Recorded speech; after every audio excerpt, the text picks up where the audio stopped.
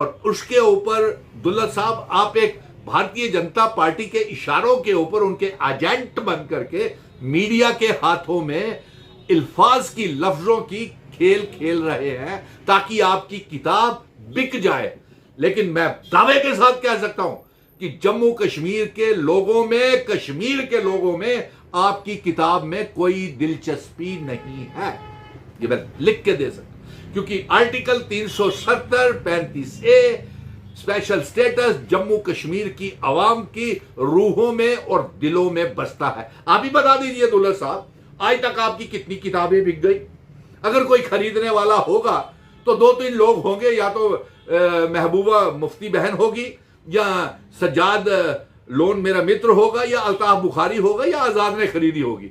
मुझे नहीं लगता कि 100 किताब से भी ज्यादा आपकी कोई किताब बिकी होगी और ना ही आगे बिकेगी। इसलिए ये अल्फाज की लफ्जों का खेल खेलना बंद कीजिए और अपनी ये जो टीआरपी लेने की भाषा है, ये मोदी गोदी मीडिया आपको उछाल रहा है, आप भी उछल रहे हैं, तो इस उछल कूद को बंद कीजिए। अब दूसरी ओर आते हैं, ये जो आप पत्रकार मित्रों अफवाहें देख रहे हैं और जिस तरीके से आपने जो सोशल मीडिया में वीडियोस वायरल हो गई और डॉक्टर फारूक अब्दुल्ला साहब के साथ जो मेरी मीटिंग हुई और आपने जो देखा, वो मैं डॉक्टर फारूक अब्दुल्ला साहब के पास इसीलिए मीटिंग में गया था कि साहब हमने जो जंग, जितनी मेहनत है आर्टिकल 370 35A स्पेशल स्टेटस की वापसी के लिए, रियासत के दर्जे की वापसी के लिए जो हमने जंग लड़ी है, इस दौलत ने इसको बेकार कर दिया। तो डॉक्टर फारूक अब्दुल्ला साहब ने यह खुद कहा कि इससे कुछ होने वाला नहीं है, आर्टिकल 370 मेरे दिल में बसा है, जम्मू कश्मीर की आवाम और जम्मू कश्मीर रियासत मेरे दिल में बसी है। और फिर ये जो आप पत्रकार मित्र ये तरह तरह की आवाजें उठा रहे हैं, हाँ, अगर कोई जम्मू का डोगरा बेटा राज्यसभा में चले जाता है तो इसमें बुराई भी क्या है, क्योंकि जम्मू कश्मीर के नल्ले 28 एमएलए डोगरा खुद को कहने वाले, पीएमओ मंत्री जितेंद्र सिंह मेंबर पार्लियामेंट और जुगल किशोर जी तो कोई बात कर ही नहीं रहे।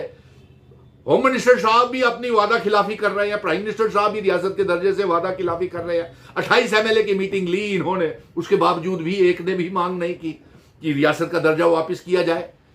तो इसलिए उनके साथ ये मेरी मीटिंग हुई थी। डॉक्टर फारूक अब्दुल्ला साहब एक कदावर नेता हैं, हमारे इंडिया अलायंस के नेता हैं, और ये सरकार डॉक्टर फारूक अब्दुल्ला साहब की क़यादत में, चीफ मिनिस्टर उमर अब्दुल्ला साहब की सरकार पूरे 5 साल चलेगी और ये मजबूत सरकार है। भले ही ये अफवाहें भारतीय जनता पार्टी वाले फैला ले कि नेशनल कॉन्फ्रेंस बीजेपी के साथ अलायंस करना चाहती है, बिल्कुल नहीं करना चाहती है, दावे के साथ कह रहा हूं, ऑन रिकॉर्ड कह रहा हूं। और आप लोग जो अफवाहें उड़ा रहे हैं, ये गोदी मीडिया अफवाहें उड़ा रहा है कि आगा राउल्ला 10 एमएलए को लेकर के पार्टी टूट रही है। एक एमएलए भी नहीं टूटेगा, ये मैं बता दूं आपको।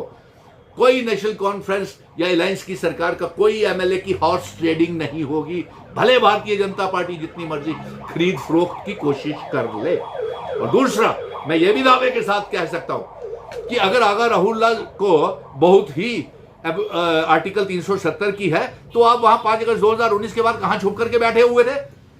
जब मेंबर पार्लियामेंट के चुनाव हुए उससे पहले 370 की रियासत के दर्जे की जंग और आवाज कितनी बार आपने उठाई? एक बार भी उठाई?